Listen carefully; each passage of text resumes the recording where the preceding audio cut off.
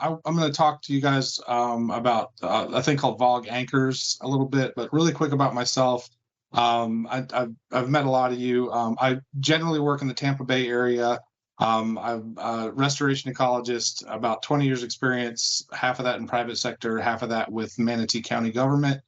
About a year ago, kind of in an effort to do more kind of impactful habitat restoration in this area, I founded a nonprofit called Oyster River Ecology, and we're really working hard to do larger scale stuff in this area, specifically in the Manatee River, but also on top of that, a lot of like fisheries projects and upland habitat restoration and those sorts of things in general. So onto this, I'm really kind of passionate about trying to find ways to do this cheaper, oyster restoration in general cheaper, because I see like the biggest problem I think we face is the cost ultimately. So the concept I'll show today, I think this might be a more cost-effective solution in certain locations.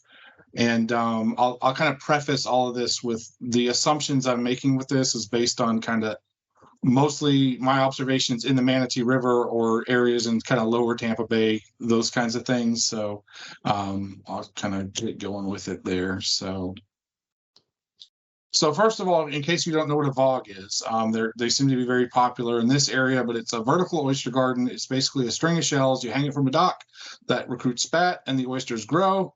It is a wonderful outreach and education tool because you can take these things into classrooms. It's a great use of recycled shell, but I love getting it in there, and I'll usually get like a mature VOG and put it in a tank and then kind of juice it up with extra little critters and put a really cool LED light and a bubbler in there, and the kids are just drawn to it, and you can just start talking about what oysters do and how they interact in the estuarine systems. So that part of it is a lot of fun, and it's a great way to kind of spread awareness about all the things we do. But ultimately, in the context of larger restoration, it has limitations because you have to have a dock to hang them off of. So the vertical oyster garden anchor, it's just like a hanging vertical oyster garden, but instead from hanging to a dock, it's pinned to the bottom. And here's a couple of prototypes I've been working on there. So I kind of started with just, hey, I've seen oysters grow on wood. Let's see what wood stakes look like. And then shells on a bamboo spike, lava rock on a bamboo spike. And where I'm kind of leaning towards now are these 6-inch landscape or 12-inch landscape pins. And most of these things I'm showing you guys are based on like a 6-inch of vertical relief off of the bottom, generally for permitting requirements that would meet aquaculture lease rules for bottom lease. So you don't have to put signage up, and general permits, they want you to not come off the bottom for more than 6 inches. But looking at these like individual permits and those sorts of things are full water column leases. You could think of this and go a little bit more than 6 inches off the bottom. So the one thing is, like, this isn't some kind of new fancy concept. This has been used for hundreds of years in the aquaculture world. The sketch on the far left is basically, this is how they've used these in China for years and years. The one in the middle is from a study going on right now in South Carolina, where they're basically just taking bamboo and putting it in really, really tightly spaced together and seeing how that does. I've tried to reach out. I need to try that again and follow up and see if they get any results on that. And then the one on the right is from the South Carolina, their aquaculture management rules guidebook, I guess. They're using them for spat collection and also just stakes in the ground, and usually they're using PVC, and then they just harvest marketable oysters off of those themselves. So kind of the concept being is that if you have a vertical oyster garden and it starts out with 3 to 4 inch diameter width, because it's basically shells with holes drilled straight through the center, as those mature, at least as we've seen in this area, those things can get the size of a turkey. I mean, they're 12 plus inches in diameter.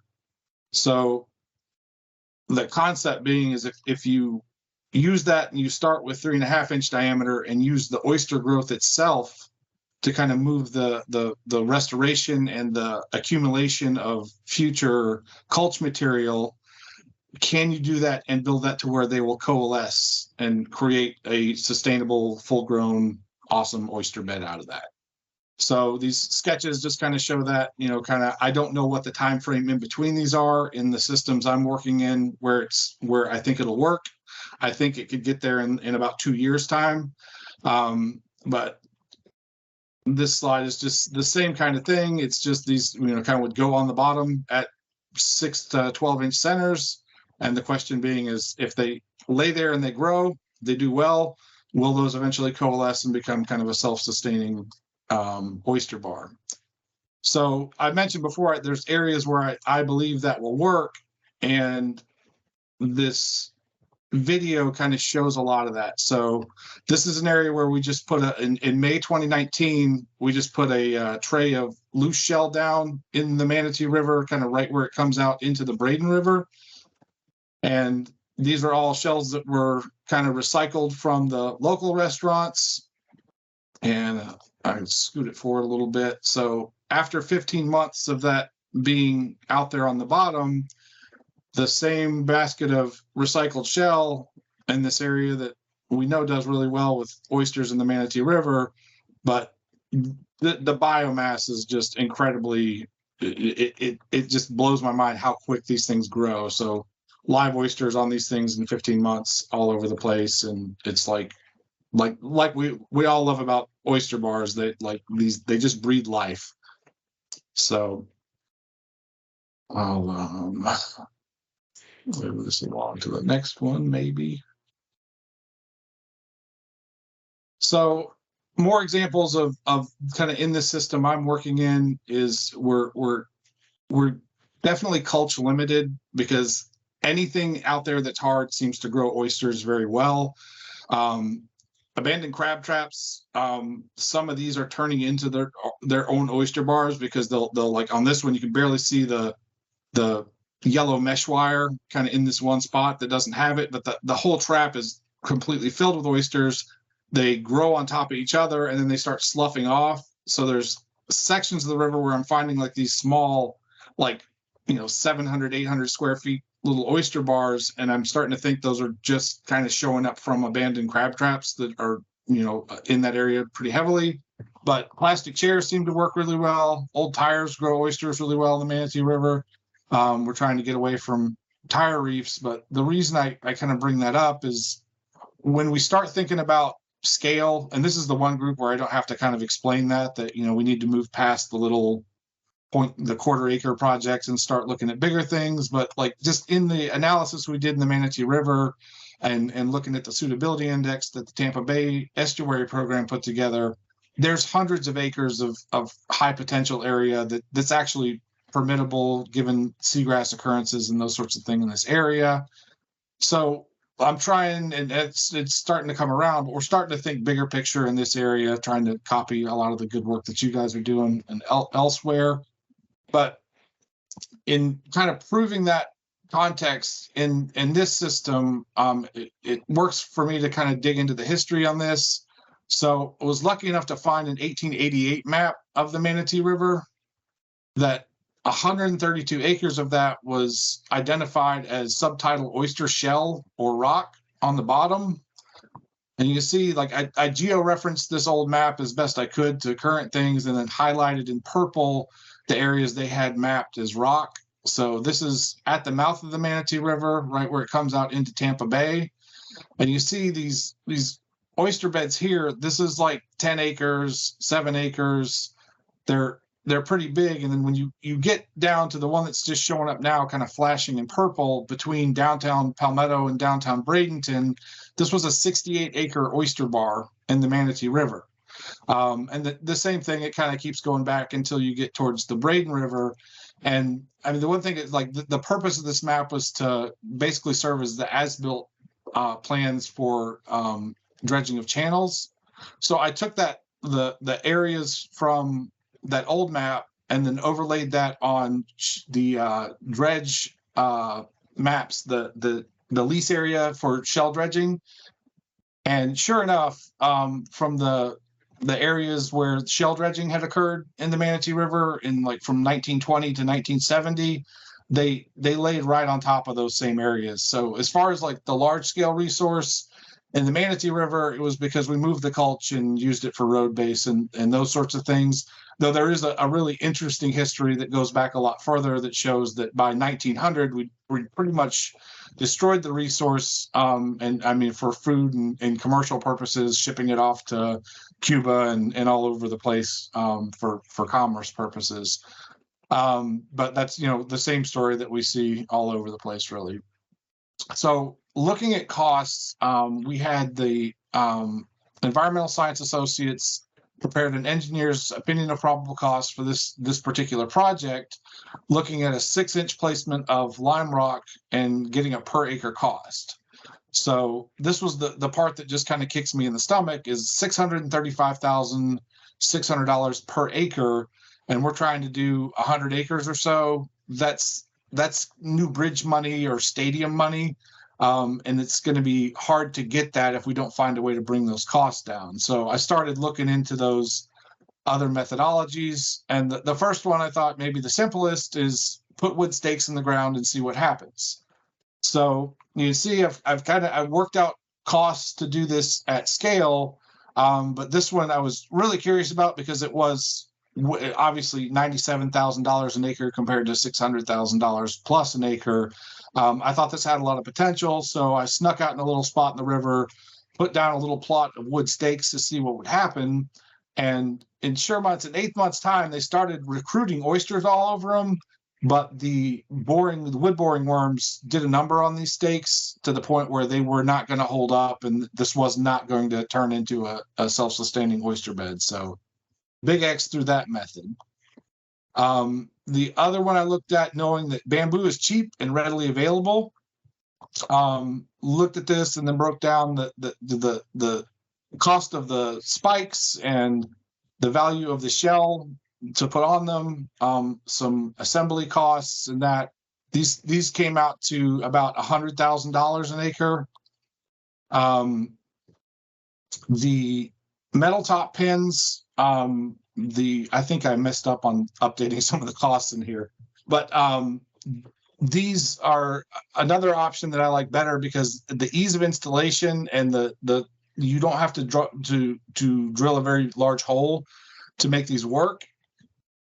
So there's the big drawback I see is that it's metal. I would rather use all natural materials, but using wood, and I don't know if bamboo will fare better. I'm kind of worried about kind of the long term, how if they'll hold up long enough to try and get coalescence to occur. So as kind of a comparative cost estimate per acre, again, with the barge and backhoe method, starting to see that. Excuse me for 1 second. It's interesting. Okay, so I see what happened. I've revised these costs, but the new costs on the one that they're not showing on here. So I'm going to say the costs, and I can share the presentation that's updated after this. But the $635,600 per acre cost is with the engineer's OPC, the barge and backhoe method. With labor and installation factored into it, my estimate on the bamboo anchor is $230,000 per acre, $230,000 per acre, and the circle top pin method would be $216,000 per acre. So the reason I kind of bring this up is this table comes from the Tampa Bay Estuary Program's Habitat Management Plan update, and they're calling for trying to do 300 acres of oyster restoration in the Tampa Bay watershed by 2050. So again, these costs need to be updated too. This is bizarre because the one I'm looking at is not the one that's sharing, but the cost difference is massive. It comes out to a difference of if you use the metal spikes with labor and everything incorporated in there, the difference on the other one I'm looking at is $125 million if you're looking at 300 acres there. So it's frustrating that this didn't go. So that's basically it. I wanted to kind of really introduce this concept to this group because I thought this would be probably the best one to get some real feedback on this. I think the biggest challenge overall, I think, is the not knowing how these will do in higher energy environments. But the vast majority of areas that I'd be looking to use these in the Manatee River are very low energy environments with fairly solid sediments. So basically with that, I'd love to just kind of open it up and get any feedback or questions or see what you think. And then my contact info there, if it hits you later tonight or tomorrow, please feel free to reach out. And again, I apologize for not having the updated figures. Thanks so much, Damon. If you'd like to send a copy of slides with updated things, after the fact, I can send that out to you or link it in the box for everybody. Yeah, I'll definitely do that. Go ahead. That'd be great. I was just going to say there's a couple questions in the chat, and then John and Laura have their hands up. So maybe we'll take John first. Yeah, thanks, Katie. And Damon, thanks for the presentation. Just a question. You already sort of addressed the wave energy or the currents, but what kind of depth might those be most effective, or have you looked at, in terms of, are they more effective for intertidal type restoration, or would they be applicable for even subtidal restoration? Would they be sturdy enough to be at 8 to 10 to 12 feet of water? I actually think they'll do better in subtidal environments because in the intertidal they will occasionally be they'll take that wave energy, where in the subtidal areas I think they're going to be below that.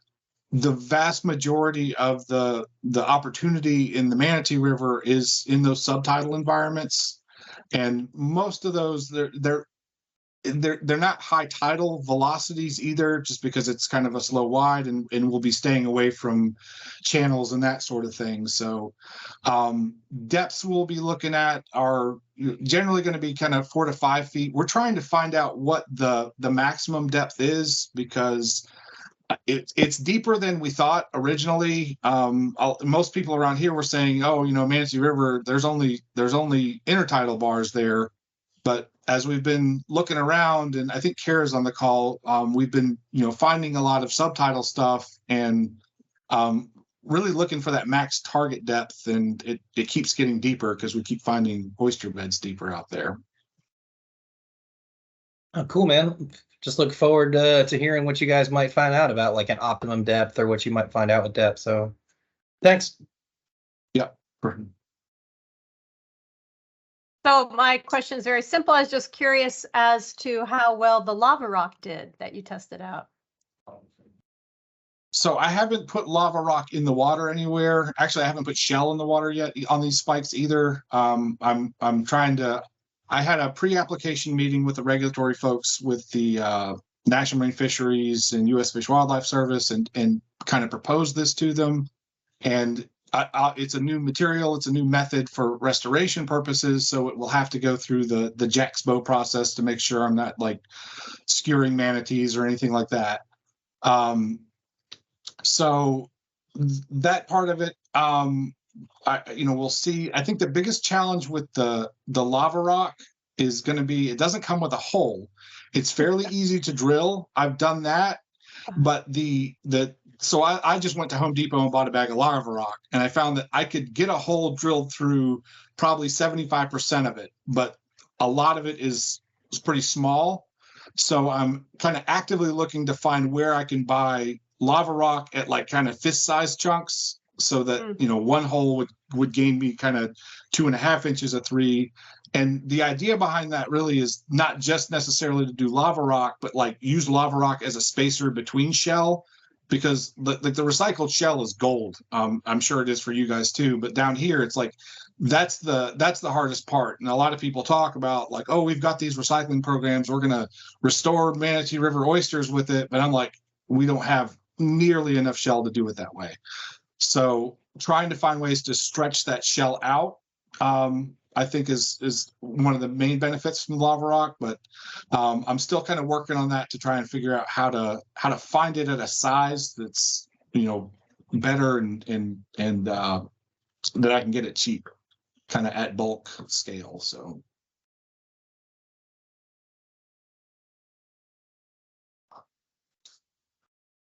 All right, Damon, there's a couple questions in the chat. The first was from Vincent. Have you had any problems with waves dislodging these? And is there an optimal stake length? So I have not, I've got a plan to try and set up like a standardized way to test these things for them to see how well they'll stay in place and how well they can handle wave energy. So far, what I've done is the kick test, which I don't think the agencies are going to accept, but I'll stick one in the ground and stick it in the water in fairly loose sediments and lay some kicks to it, and it stays right there. I think so far the ideal stake length is 12 inches because that gives me 6 inches below where the shell is stacked to serve as the anchor. And that's also like where there's, you know, what's readily available on the commercial market to get these things bulk and cheap. With the circle top pin is a 12-inch that's made by this company Sandbaggy. And I did on those, and when I send the presentation back out, there's links to where the materials are sourced from and where I got the cost from. But they also make an 18-inch pin, and it doesn't have a circle top, but it's basically the same concept. It's a little bit more expensive, but I'm thinking like if I'm in areas where I'm questionable about the sediment quality, or want to have a little bit deeper to go a little bit taller to give more vertical reef, I think those 18 inches are larger. But the one thing like I kind of keep thinking of is the one thing is like the idea that the concept works because additional oysters would grow from the original culch material if shell put there.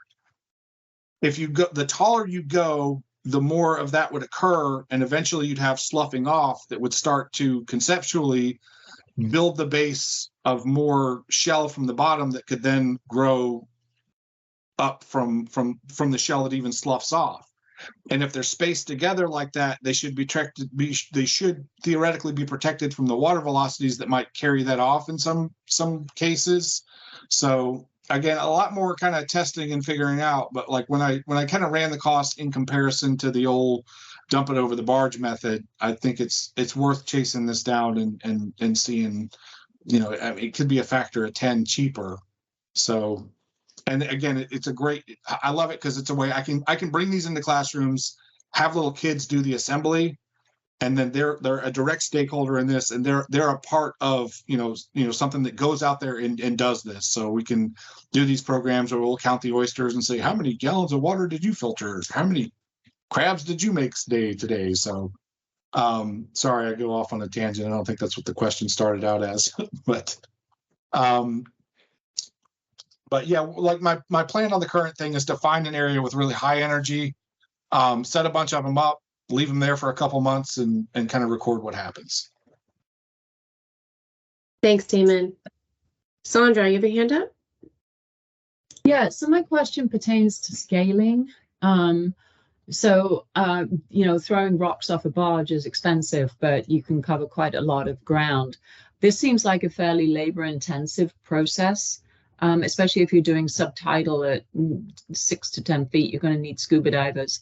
So is this approach, and great presentation, by the way, it's a really interesting approach. Do you think this is sort of limited to fairly small scale, like boutique-y type approaches? Or how do you feel about scaling it to substantial restoration? I think it is scalable, but I think like you mentioned, if you're talking like subtidal, like deep 6 to 8, where you need a diver to do it, it's going to be more difficult. So the areas like I've got kind of under review right now, I have a 10-acre aquaculture lease in the Manatee River that on a mean tide, it's my waist deep and I'm pretty tall.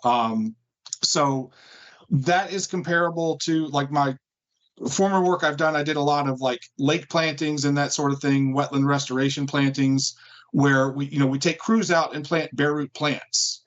So it's a bit easier than even installing bare root plants, because with the metal pins, it's basically you just stick it into the bottom. You don't even have to open up a hole with a shovel to do it that way. So in the areas I'm working out that are relatively shallow and you can stand in and maneuver in, I think it's absolutely scalable that way. When you start talking about deeper areas where it's a diver, you know, we'll see. I've done seagrass plantings off of a hookah rig where we can, you know, we moved fairly quick once we got going. But again, I think it's worth exploring just because the potential cost savings. I think piloting to make sure, like, to me, the biggest question is will coalescence occur?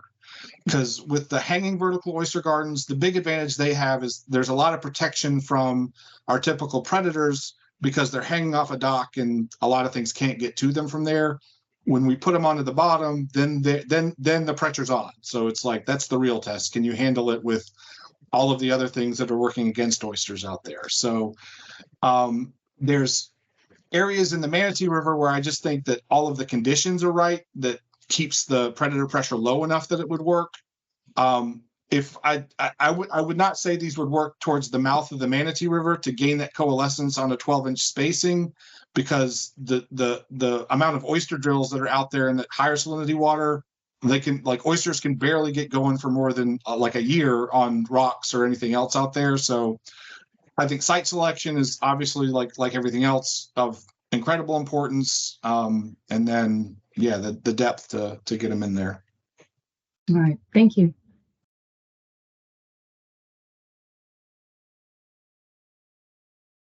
All right, I think you've got two more questions in the chat, Damon. One from Chris. What are you estimating for the number of stakes per acre, and would labor become the limiting factor for upscaling instead of funds?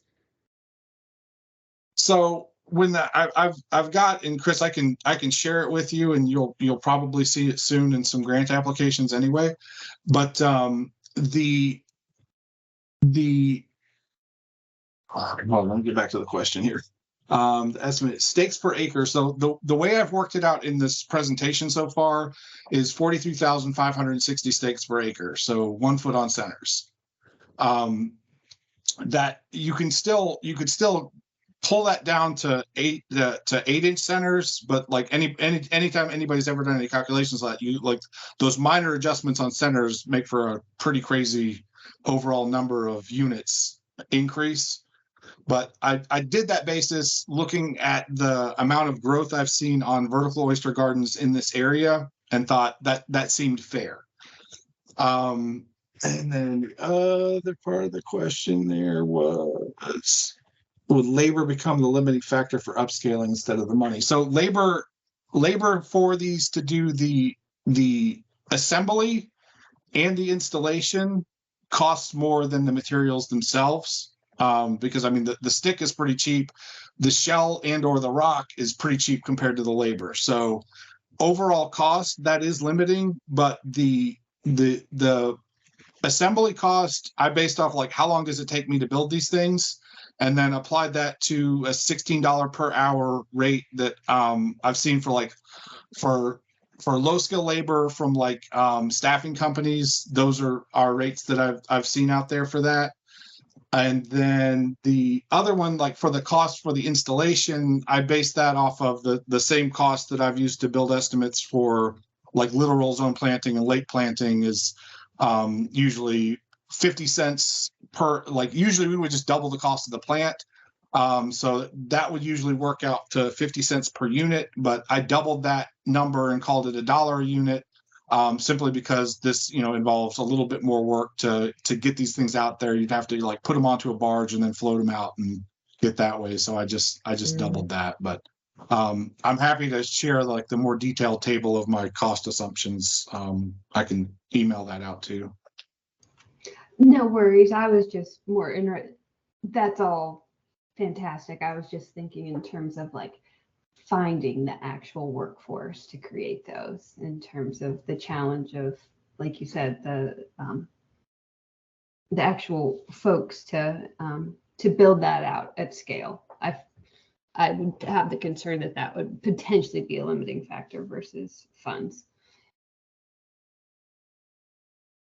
I worked it. I worked the cost into it as best as I could figure, and then put a contingency factor on that, and the typical kind of cost estimating for these things, where you kind of build in a bunch of stuff and then hopefully you're close. So, but yeah, if you pay people, the labor isn't the limiting factor. The other thing with these is, if is any of these that you can get done by volunteers, the assembly in particular, because you can do that, you can bring that into classrooms or have huge events where people can put these things together and make big competitions out of it.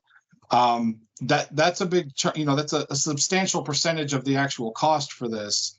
So I think that's kind of a worthwhile, like, volunteers. I mean, obviously they want to do impactful stuff, but when we start talking about trying to do these at 100 acres, there's only, volunteer labor only goes so far. But with this method, what volunteers do, would be able to provide, I mean, has a real cash value to it as well. So. Thanks, Damon. Those were great questions. Appreciate you taking the time to share that with us today. We'll send those slides out if. No, I just want to say I appreciate the platform to, like, there's no better group to kind of share this with and try and get feedback. So I'm glad that this exists, and you gave me some time to run my mouth about it. So thanks, y'all. For sure. I think we all could talk oysters all day. I think Vincent actually has a couple more thoughts in the chat. You might want to check. But let's move on at this point to the pre-post storm oyster assessment from FWRI, and looking at the impacts of Hurricane Idalia. Ryan, will you be giving that presentation today, or is Tamina with us? No, Tamina